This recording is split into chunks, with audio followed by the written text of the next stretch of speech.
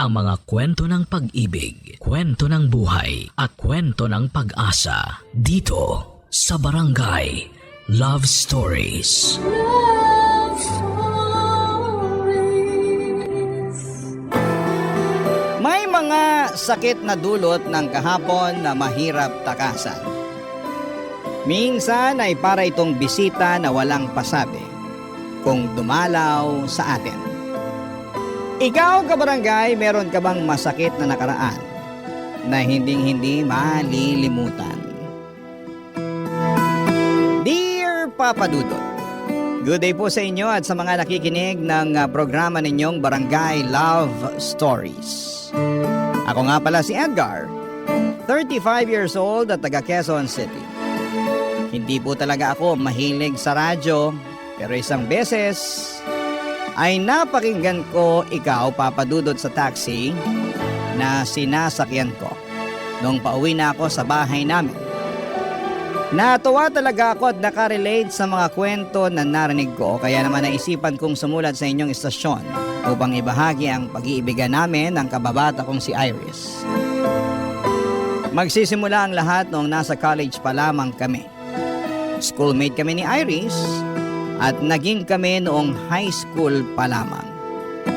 Kung ilalarawan ko siya, masasabi ko na maganda talaga si Iris.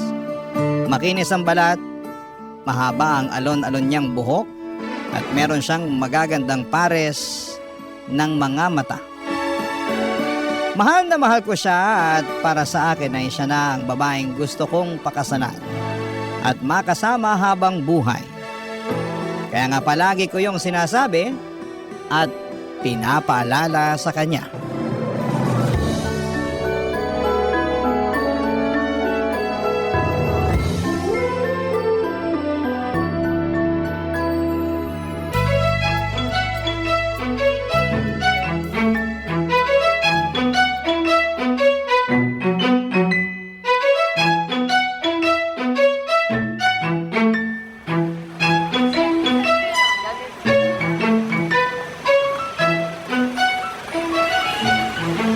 Nagustuhan mo ba yung fishball sauce nila Manong dito? Ay oo, ang sarap. Naparami tuloy ako ng lagay kanina. Ayos lang yun. Gusto mo pa, magsabi ka lang ha. Libre ko. Naku, baka maubos naman yung allowance mo kakalibre sa akin ng fishball Sus! Mura lang naman yung fishball eh. Ayos na yun. Tsaka date natin to kaya ako ang taya. Thank you, pero marami-rami pa naman ako natusok kanina.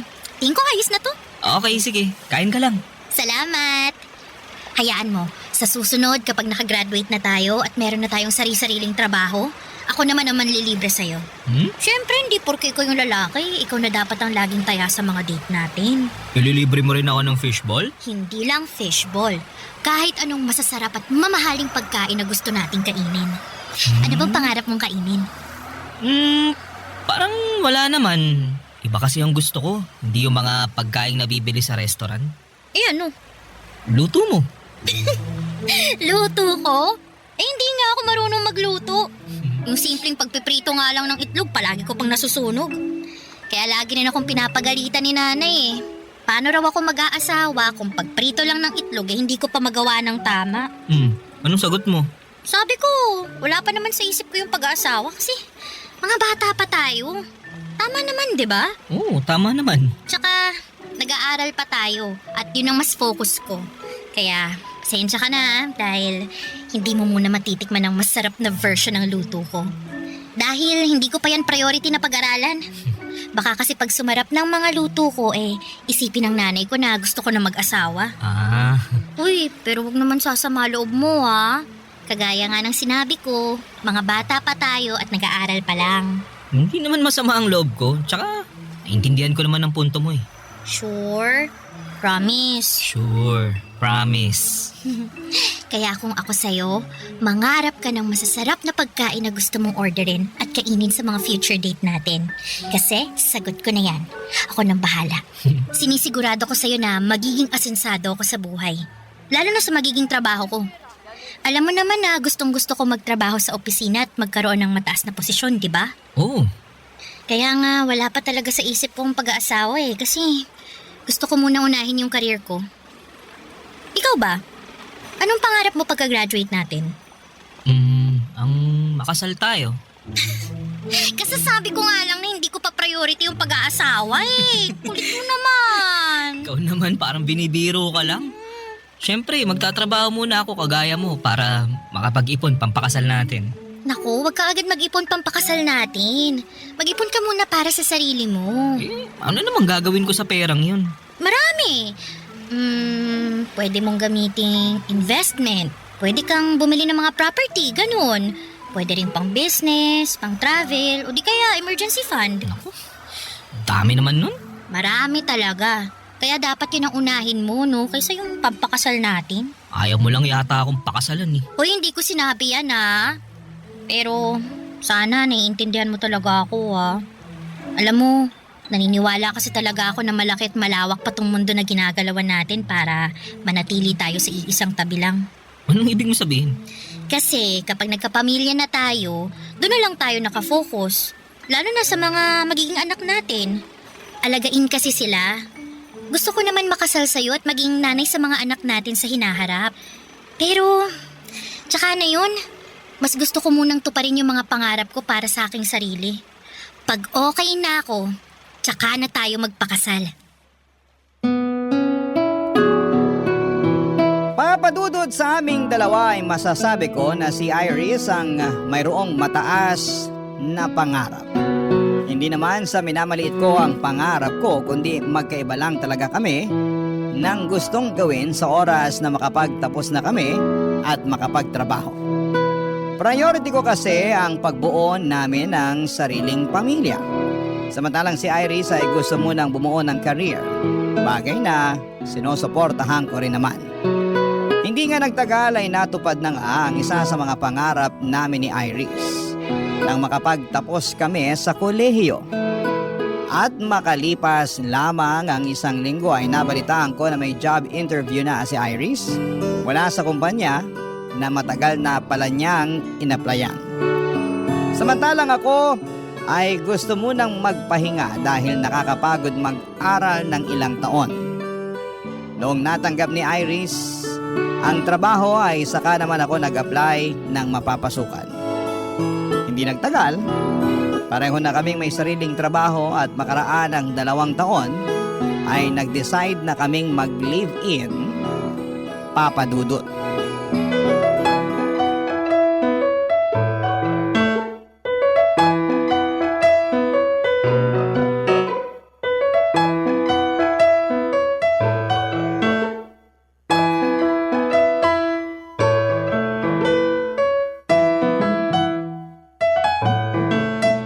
Pagod ka ba? Sakto lang. Nangalay lang tong binti ko kakatayo kanina dun sa sakayan nung nag-aabang na tayo para makauwi.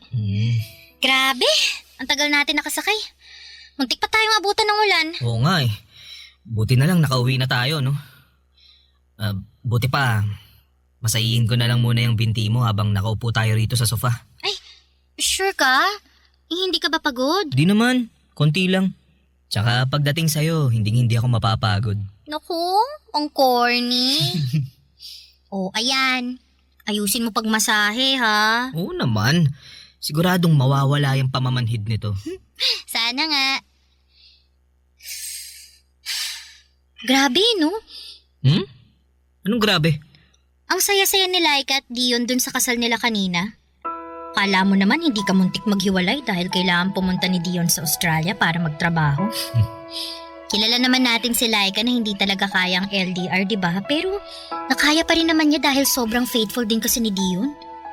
Never din niyang pinaramdam kay Laika na malayo sila sa isa't isa. Piruin mo, araw-araw tumatawag at nagve-video call. Ganun naman talaga mga taong nagmamahalan. Walang distansya ang makakahadlang. Kaya nga bilib din ako sa relasyon nila kasi nagawa pa rin nilang harapin yung mga takot at agam-agam nila sa mga sarili nila para sa future nila. Yang si Dion, ayaw niyan sana magtrabaho sa ibang bansa kasi nga raw iba yung kultura doon kaysa rito sa Pilipinas. Tsaka kakagraduate lang natin noon, aalis agad siya. Si Laika naman, ayaw sa LDR pero sumugal pa rin sila. Sabi sa akin ni Laika pareho raw nilang pinag-ipunan ni Dion yung ginastos sa kasal nila. Pero mas malaki pa rin daw dun yung parte ni Dion. Tapos meron din daw silang kanya-kanyang savings At meron din para sa magiging anak nila. Galing, no? Nakakatuwa sila. Oo nga, nakakatuwa nga. Tayo kaya, no? Anong tayo? Kailan kaya tayo... Ikakasal? Sira? Hindi. Magkaka-baby. Gusto mo ngayon na, unahan na natin yung dalawa. Hoy, ayoko pa. Grabe naman sa pagtutol. Sorry naman. Pero seryoso ba yun? Na ayaw mo pang magka-baby tayo? Oo, seryoso.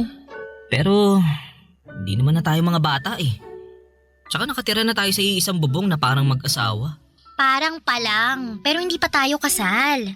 O edi, will you marry me? Sira? Ikaw talaga, no? Anong ako? Seryoso ko rito, nagpo-propose ako sa'yo. Talaga? Eh bakit walang sing-sing? Anong wala? Meron, teka. Kukunin ko ah. Uy, sandali! Uy, joke lang! Joke lang kasi! Anong joke lang? Alam ko naman na may sing-sing ka na dyan kasi... Kasi nakita ako nung nakaraang araw nung nag-aayos ako ng kwarto natin.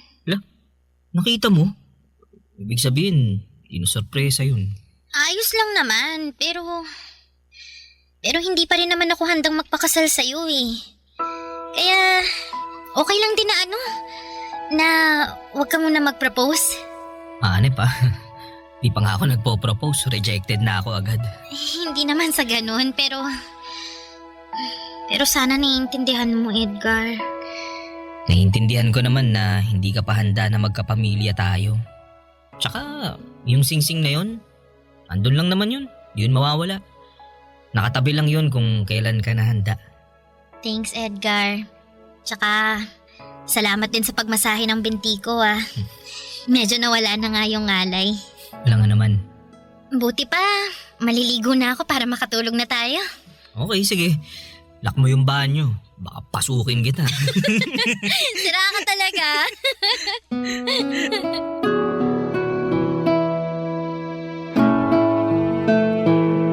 Papadudot aaminin kong nalungkot ako sa pagtanggi ni Iris at bahagyang nadismaya dahil buong akala ko ay handa na siyang makasal. Dahil nakatira na kami sa isang bubong.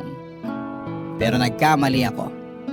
Hindi pa pala talaga niya gusto, lalo na nagsisimula pa lamang kami sa aming mga career. Tama naman siya kaya sinantabi ko ang pansarili kong kagustuhan at nirespeto ang sa kanya. Nag-focus na lamang kami sa aming kanya-kanyang trabaho habang patuloy na nangangarap ng maganda at maayos na buhay para sa aming pamilya sa hinaharap. Naging numero 1 akong taga-suporta ni Iris pagdating sa mga bagay na gusto niyang maabot, lalo na sa kanyang trabaho. Labis ko rin siyang hinahangaan dahil nakita ko sa kanya ang determinasyon na matupad ang mga pangarap niya. Barangay Love Stories. Barangay Love Stories. Papadudot kapag mahal mo ang isang tao ay sinusuportahan mo siya sa lahat ng bagay na gusto niyang makamit sa kanyang buhay. Basta hindi yon nakakasama sa kanya at sa inyong relasyon. Yon kasi ang paniniwala ko. Kaya nga buong buo kong sinusuportahan si Iris sa pangarap niya habang pinagsisikapang matupadin ang sarili kong pangarap. Mataas ang ambisyon ni Iris na ma-promote sa kanilang kumpanya. Samantalang ako ay kontento na sa posisyon ko. Basta kumikita ako ng disente ay hindi na ako naghahangad pa ng sobra.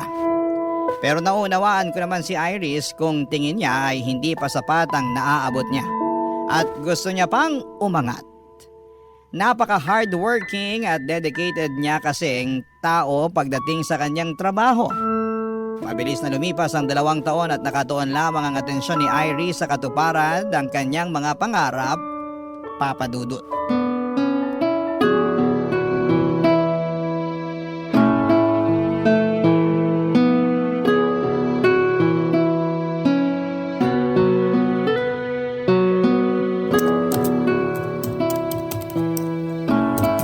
Babe, kanina ka pa dyan sa harap ng laptop mo ah. Hanggang dito ba naman sa bahay, nagtatrabaho ka pa rin? Grabe ka naman sa kanina pa. Mga 30 minutes pa lang naman ako nagtatrabaho ah. Tsaka, Kailangan ko na kasing gawin to eh. Dahil baka matambakan ako pag sa opisina ko pa to ginawa. Wala ngang alam yung boss ko kung di magparush ng trabaho kahit nga hindi pa nakakasayad yung puwet ko sa upuan. Gaano pa ba katagal yan bago matapos? Di ko alam. Ano ba yan? Anong ano ba yan? Ano ba to? Trabaho ko nga. Alam ko, nakikita ko. Pero gusto ko lang naman napansinin mo ko dahil malapit na ako magselos dyan sa trabaho mo eh. Ano ka? Bata para magselo sa trabaho ko? Babe naman eh. Yung kasi ang pinapalabas mo eh. May paselos-selos ka pang nalalaman eh, may trabaho ka rin naman. Meron nga pero ginagawa ko lang sa opisina at hindi ko inuuwi dito sa bahay natin. So, anong pinapalabas mo? Masama na kahit hanggang dito sa bahay nagtatrabaho ako? Hindi sa ganun babe. Pero ang akin lang sana magkaroon naman tayo ng quality time. Yun bang tayo lang at wala kang trabahong ginagawa? Anong tayo lang? Magkasama naman tayo sa bahay ah. Hindi pa ba sapat yun? Iba naman yun eh. Paanong iba? Sige nga, ipaintindi mo sa akin kasi nabobo ko bigla eh. Babe naman eh. Wag mo akong mababe-babe ha. Pinaglaanan kita ng ilang minuto para ipaliwanag kung anong ibig mong sabihin dyan kahit na busy ako rito sa trabaho ko. Yan na nga ang point ko. Palagi kang busy sa trabaho mo na ultimo rito sa bahay nagtatrabaho ka pa rin kaya napapabayaan mo na ako. Paano kita napapabayaan eh hindi ka naman toddler para intindihin ko, di ba? Ano, batang paslit ka ba? Sabihin mo para ipagtimpla kita ng gatas at maipagheli kita nang makatulog ka na dyan. Iris naman eh. Akala mo yata nakikipagbiruan ako sa'yo eh, no? Itong mukhang to, tingnan mo, mukha ba ako nakikipagbiroan? Seryoso ako, Edgar. Alam mo, inistorbo mo na nga ako rito sa ginagawa ko. Sinira mo pa yung mood ko. Dapat chill lang ako lalo na't nasa bahay ako eh. Kasi wala yung maiingay kong kaopisina na puro chismisan lang ang alam. Pero heto ka, pinasasama ang loob ko dahil sa tantrums mo. Di ako nagtatantrums ha. Anong hindi? Anong tawag mo dyan sa ginagawa mo? Humihingi lang ako ng oras sa'yo. Pwes, busy ako. Sorry, kaya wala akong mabibigay na oras sa'yo. Kita mo nagkukumuhog na akong matapos tong ginagawa ko, tapos ini-stress mo pa ako? O di yan, imbis na natapos ko to agad, wala na.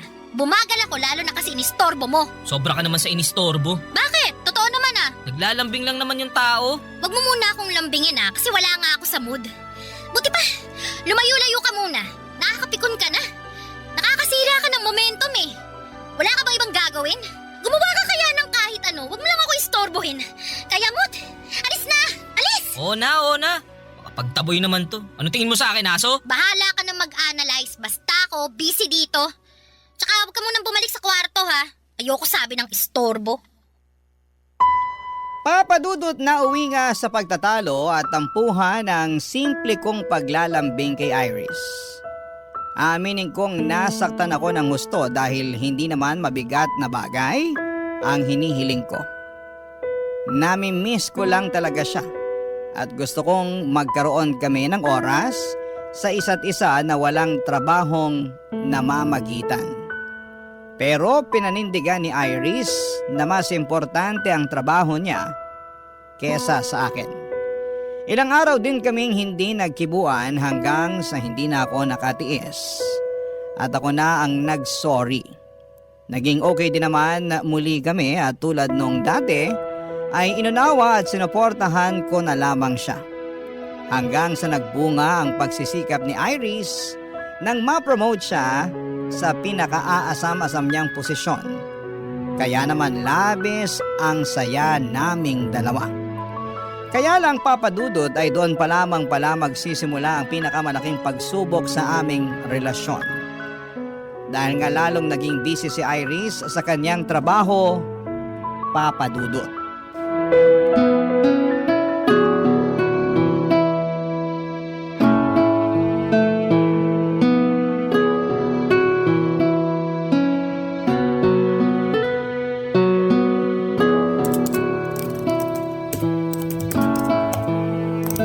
Babe, bakit nakatuto ka na naman sa laptop mo?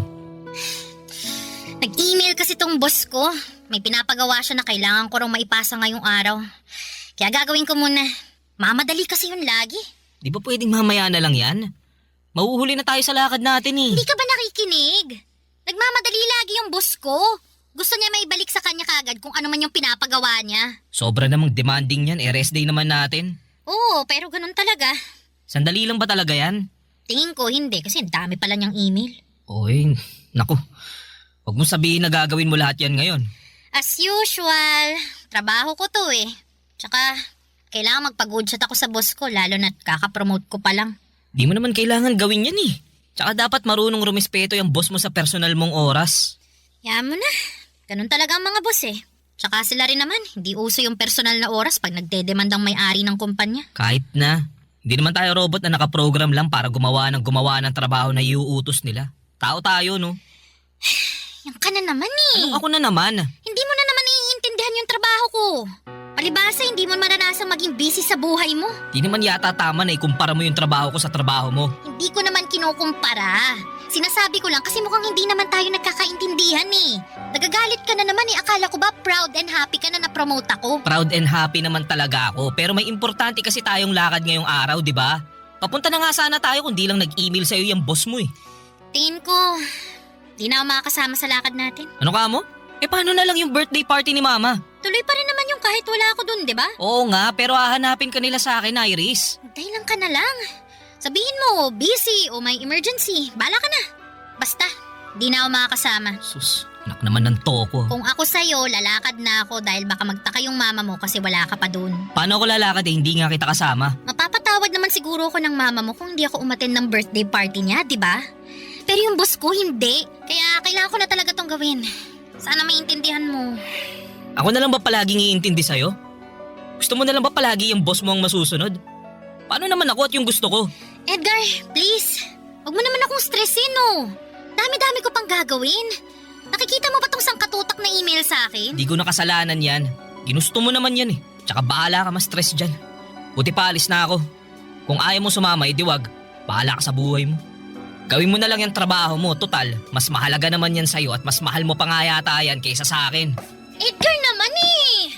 Huwag mo naman akong kontrolin. Pinagsasasabi mo. Di kita kinokontrol, no? Gusto mo na unahin ko yung ibang bagay kaysa sa trabaho ko na hindi hamak na mas importante. Paano hindi pagkontrol yung kung yung gusto mong masusunod? Kinukonsensya mo pa ako eh. Baka namang wala kang konsensya eh. Kaya bahala ka na dyan, alis na ako. Edgar! Diyan ka na. Papa Dudut, hindi totoo na gusto kong kontrolin ang buhay ni Iris. Kaya naman naggalit ako nang sabihin niya sa akin ang bagay na yon. Sa katunayan ay mas kinokontrol pa nga siya ng trabaho niya. Kaya naman apektado ang aming relasyon. Pero hindi yon nakikita ni Iris dahil mas galit siya sa akin at para sa kanya ay sarili lamang ang iniisip ko. Pero hindi yung totoo dahil sinusuportahan ko siya at patuloy na sinusuportahan pa rin sa mga bagay na gusto niyang makamit, lalo na sa trabaho niya.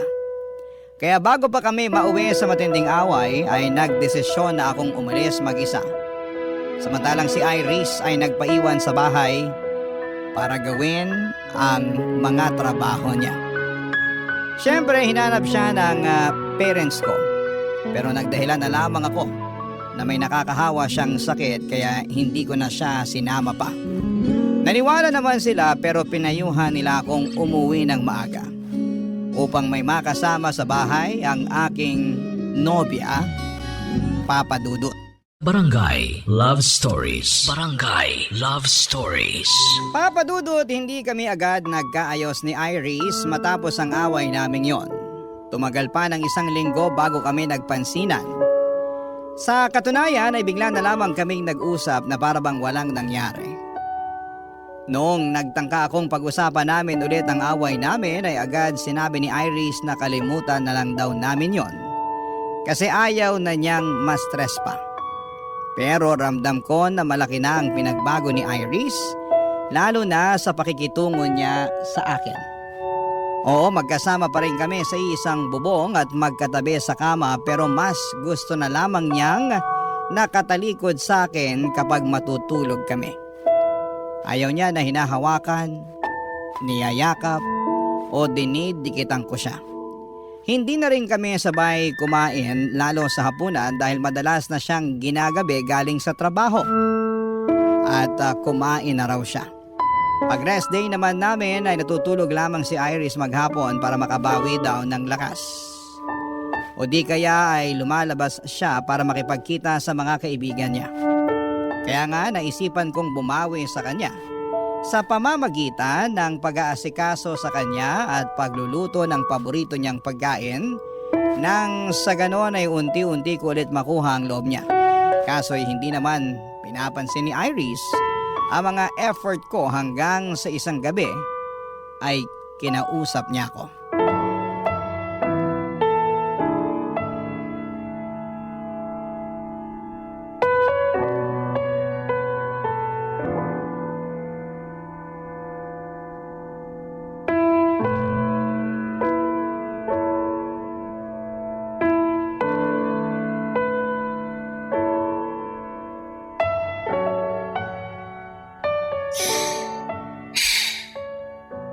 Pwede bang mag-usap tayo? Nag-uusap na tayo ah. Ano pa bang klaseng pag-uusap yung gusto mo? Seryoso ako ah. Huwag mo akong pinipiloso po.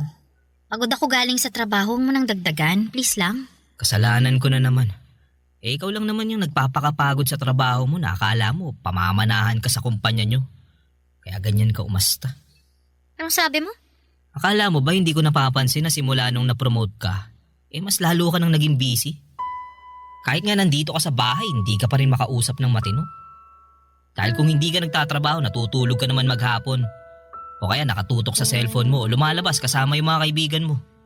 Pati pa naman yung mga bagay na ginagawa ko para sa sarili ko, sinisita mo pa rin? Ako nga hindi nakikialam sa mga ginagawa mo eh.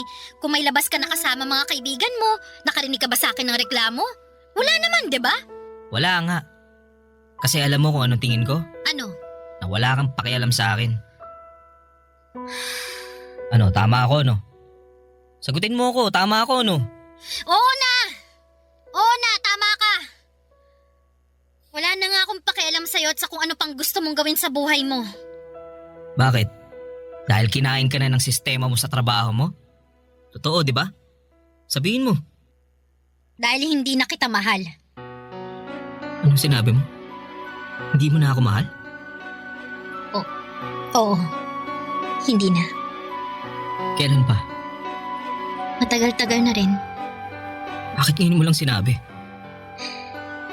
Kasi nga, tinitimbang ko pa yung nararamdaman ko eh.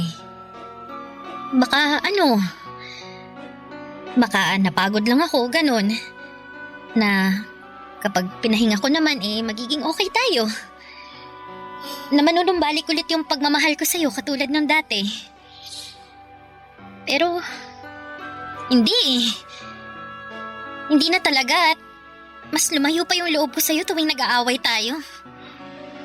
Wala lang ako sinasabi pero naiipon na yun sa loob ko eh. Hanggang sa isang araw, nagising na lang ako. Wala na talaga. Ayoko nang subukang ayusin yung relasyon natin. Mas mabuti pa na maghiwalay na lang tayo. Maghiwalay? Oo, Edgar. Sorry pero sana maintindihan mo. Malayong-malayo na tayo sa dating tayo eh. Tsaka, tingin ko, hindi ko mabibigay yung pamilya na matagal mo nang gusto kasi nga, mas nakafocus ako sa career ko. Masaya naman ako sa ginagawa ko kaya naisasantabi kita. Na-realize ko na ang unfair ko sa iyo kasi pinaghintay kita ng matagal pero hindi pa rin pala sapat yun. Iris, please. Baka nabibigla ka lang. Pag-usapan muna natin to. Please. Hindi ako nabibigla. Seryoso na ako sa desisyon ko. Kaya, sana maintindihan mo yun. I'm really, really sorry, Edgar. I'm really sorry.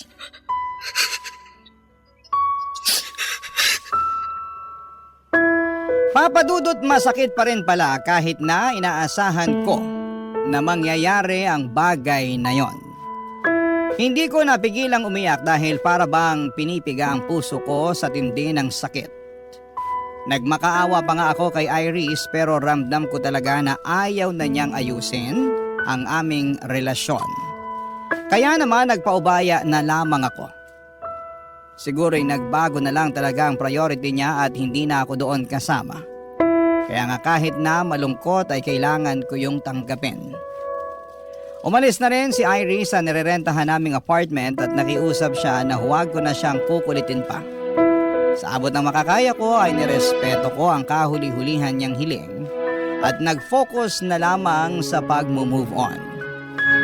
Papadudot, makalipas ang 9 na taon. Neto lamang 2025 ay nadya ng kapalaran na magkita ulit kami ni Iris sa kasal ng common friend namin. At masasabi ko na kahit matagal na panahon na nang huli ko siyang nakita, ay hindi pa rin nagbabago ang itsura niya. Maganda pa rin siya katulad nung Iris na dati kong minahal, Papa Dudut.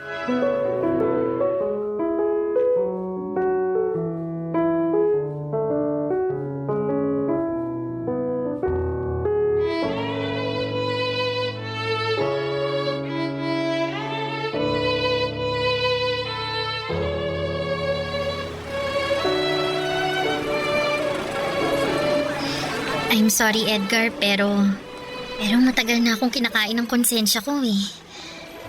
At naisip ko na matatahimik lang ako pag nakausap kita at nasabi ko sa iyo yung totoo. Kaya nga, sinamantala ko na yung pagkakataon para makita tayo rito sa kasal ng kaibigan natin. Ano ba yung sasabihin mo? I'm sorry kasi nag-cheat ako nun sa relasyon natin. Ha? Akala ko ba nawalan ka lang ng pagmamahal sa akin? Totoo naman yun, pero kasi may iba na kasi akong nagugustuhan nun at yun nga, yung napangasawa ko. Boss ko siya eh.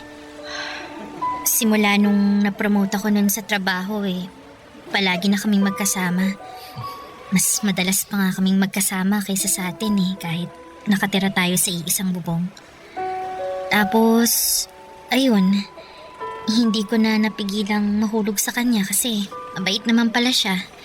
Alaga, maaalalahanin. Bakit? Ganon din naman ako, di ba? Oo, pero malaki pa rin ang kaibahan niyo dahil mas mataas yung pangarap ng boss ko. Hindi kagaya mo na kontento lang sa kung anong meron ka. Linawin ko lang hindi naman masama yung gusto mo Oo, pero hindi tayo pareho ng gusto. Kaya mas nagustuhan mo yung tao na katulad mo. Ganun na nga. Kaya nga humihingi ako ng tawad sa'yo. Matagal na panahon na rin naman ang lumipas. Hindi na natin maibabalik yung nakaraan. Siguro, meron din talaga akong pagkukulang. Kasi masyado akong nakampante sa mga gusto ko. Di naman sa ganun kasi sinuportahan mo naman ako Hinintay mo pa nga na maging handa ako pero ako lang talaga yung may problema. Hindi ako naging handa sa'yo pero sa iba naging handa ako. Kagaya nga ng sinabi ko nakaraan na yun. Ang mahalaga yung ngayon. Hindi naman ako galit sa'yo. Nagtatampo, oo. Pero hindi naman kita matitiis Salamat kung ganun. Tsaka, marami ka rin namang itinuro sa akin na natutuhan ko sa buhay nung nagkahiwalay tayo. Doon ko sinimulang punan yung mga bagay na wala sa akin. Mas inayos ko yung sarili ko. Mas nag-focus ako sa career ko kasi naisip ko na kung magkikita tayo isang araw at nalaman mong hindi pa rin ako successful, baka ismaya ka sa akin. Ikaw talaga? Di mo naman kailangan gawin ang bagay na yan dahil sa akin. Gawin mo yan para sa sarili mo. Ginawa ko na nga. Pero tama ka na hindi ko na dapat isipin na para sa'yo yun dahil matagal naman na tayong tapos Oo. Pero ano ba yung sinabi mo kanina tungkol sa asawa mo kaya hindi ka okay? Bakit? May nangyari ba? Meron. Kamamatay lang kasi niya nitong January dahil sa cancer. Kaya nga nasabi ko na medyo hindi pa ako okay. Ganun ba? I'm sorry at condolence. Ikaw, kumusta ka na? Single ka pa rin ba o may sarili ka ng pamilya? Meron na. May asawa na ako at 2 anak. Ganun ba? Oo. Kaya nga nasabi ko kanina na hindi ko na dapat isipin kung anong sasabihin mo sakaling magkita tayo ngayon. kung successful ba ako o hindi. Kasi mas dapat kong isipin kung ano ang sasabihin ng pamilya ko, lalo na ng mga anak ko. Kaya dapat maging successful ako para sa kanila.